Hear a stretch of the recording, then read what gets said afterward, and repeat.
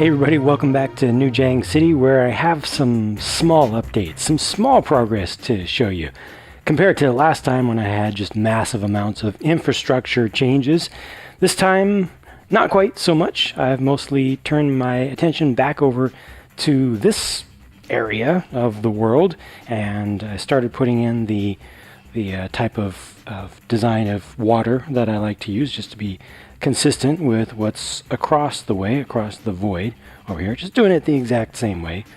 And also got in some of the edges around here that had been missing because I didn't have the pieces.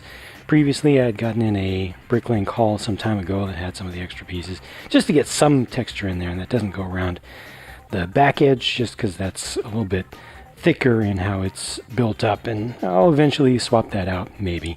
But I want to get back to this and working on this crane, so I actually have worked a little bit on a spreader design to use at the end of it, because I needed something that would actually practically work with the smaller size of these over here, the smaller size of containers. So I needed something that could shrink down and still be a small thing. So that was a little bit of a tricky thing to figure out a basic design for that. And this is just the beginning of it, so that'll need to be expanded upon quite significantly, but I needed to get the range of motion going there.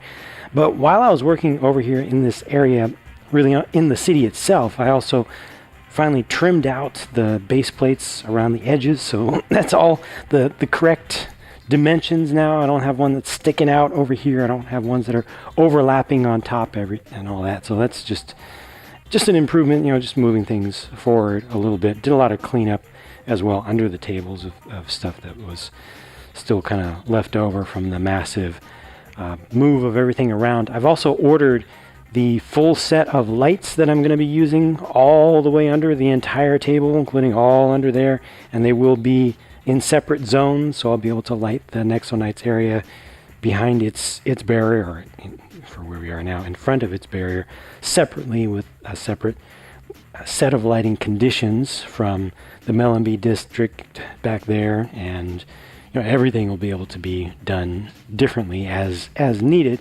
And oh yeah, I also got another one of these. Very, very important for working on your knees on a hard floor for an extended period of time. It's just a thing that I got from a nursery supply, garden supply store. It just gives you some padding. Very, very useful. Very, very good for just quality of life in general. You may have seen this and wondered what's going on here. Don't worry about it. Hey, it's just a start. Obviously, it's not complete, so there's no need to worry about how uniform it looks, how many gaps are there, how steep it is, anything about the shape. This is just a small beginning of part of what's been in the plan since before I extended all of this table space out here and moved everything that was here previously away to its own space for my building area and my parts collection and all that. But yeah, it has been for quite some months now the plan to have an elevated area over here. I've always wanted to have some elevated area in my city. Back at the previous house, it was going to be, interestingly, in this very corner, but it was just going to be the Minecraft stuff.